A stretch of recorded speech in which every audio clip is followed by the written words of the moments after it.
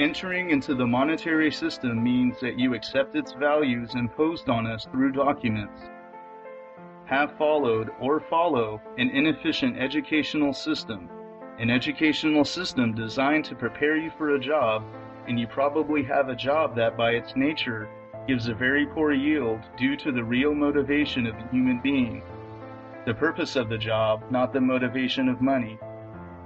Now that you're part of the monetary system, let's analyze these ideas and situations that are created or perpetuated by it.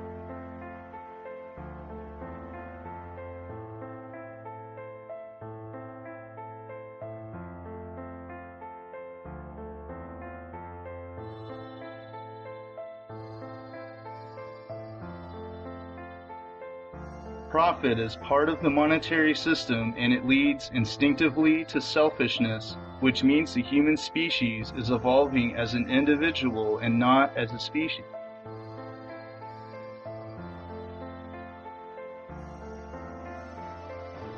I need a man who has powerful friends.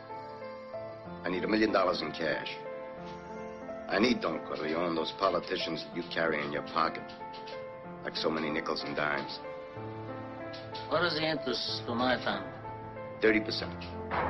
In the first year, your end should be $3-4 million. And then it would go up.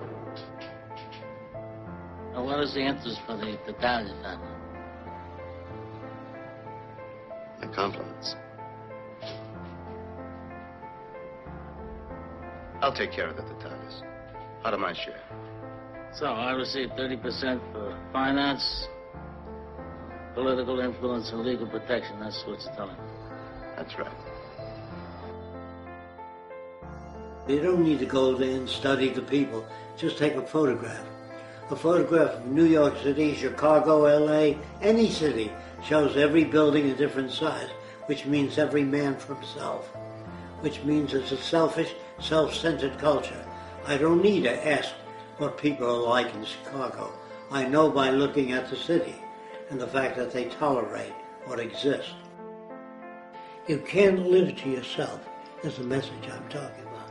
If we don't take care of everybody, including ourselves, we cannot build a world free of war, poverty, and hunger. It's been said in religion, all these things, but they didn't know how to attain it.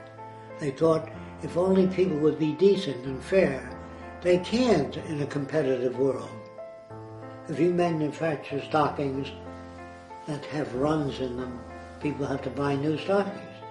But if Larry invents stockings that don't have a run, he'll put you out of business, or you buy his patent and don't produce it because you want to sell stockings.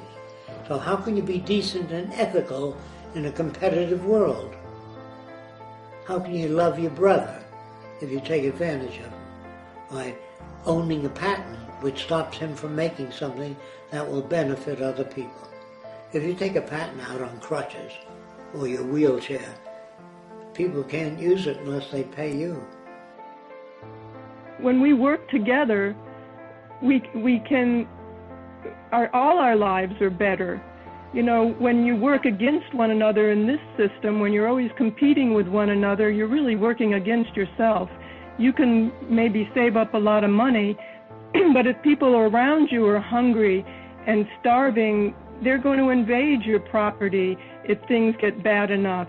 Or they don't drive a very expensive car with good brakes, and they can hit you on the road. There's no safety or security in this system.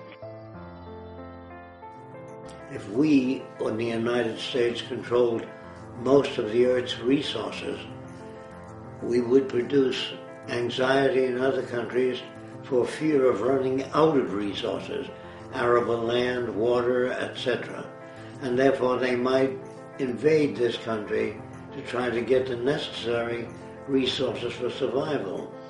I don't think it's wise for a nation to defend itself or try to make sustainability available only in the area that they live, because they would produce hatred and envy and try to control the resources of other countries so that we can enslave people or put them on minimum wage and get whatever we want produced for the self-centered reason of our nation, and we seek national advantage rather than global advantage. As long as we seek national advantage, it may work for a while. It may enhance the lifestyles or increase the productivity of goods and services. But that's not of long duration. This is the only thing I worry about. Sustainability for separate nations is okay in the short run, but in the long run it produces negative retroaction. It's dangerous because your tendency is to make your first priority personal fulfillment and the second, the planet resources, people, climate, or other factors on which you are depending.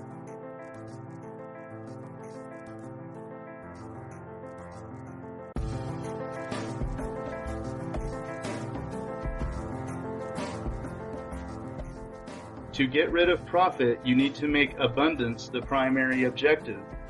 I mean, if there were centers where people could take the goods that they no longer need to borrow for nothing in return, then everybody would be better off, not just those with more money. If we optimized automation for creating new goods, we could achieve an abundance of any goods or services. That is, if there were laptops available for everyone to borrow, we wouldn't need to waste resources building billions of them every year. We could instead spend time to develop better technology for them in ways in which to recycle them once they have served their purpose. Producing an abundance of products and services eliminates profit because you can't sell something which is readily available. For example, air.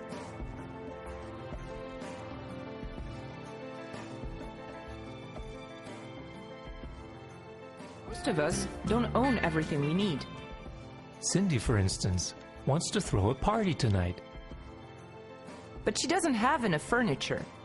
She needs an extra table, some chairs, and a sound system. Cindy wonders where she's going to get all this. Should she buy these things? That would be too expensive. Also, when the party's over, where would she store all the stuff? She might only use those extra things a couple of times a year. Should she rent them? But where can you find such a variety of items for rent? Plus, if she does find them for rent, it'll still cost her.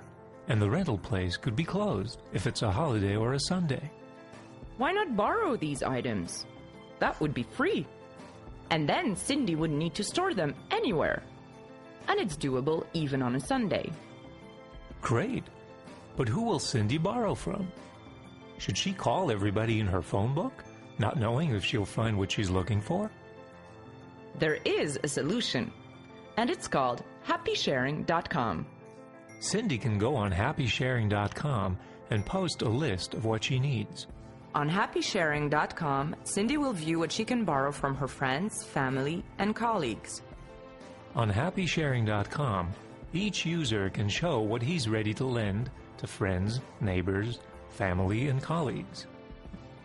It's just one click away. Think of all the things you can use and have access to without having to pay for it. Thanks to happysharing.com.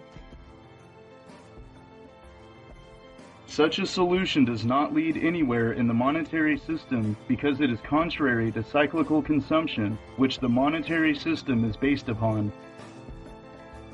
If people worked for oneself, there wouldn't be the electric light. There wouldn't be engines that power vehicles.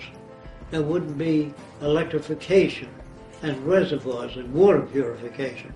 These are processes that help all people. And processes that help single people is a very primitive value system carried into this century, which is really not necessary.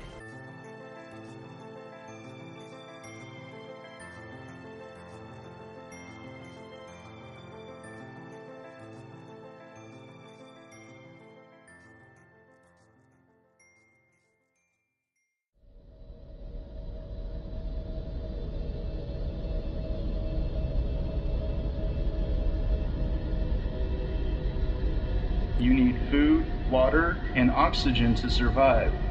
If you are focusing on personal accomplishment, for example, your status in the monetary system, You can omit the laws of nature in your connections with it.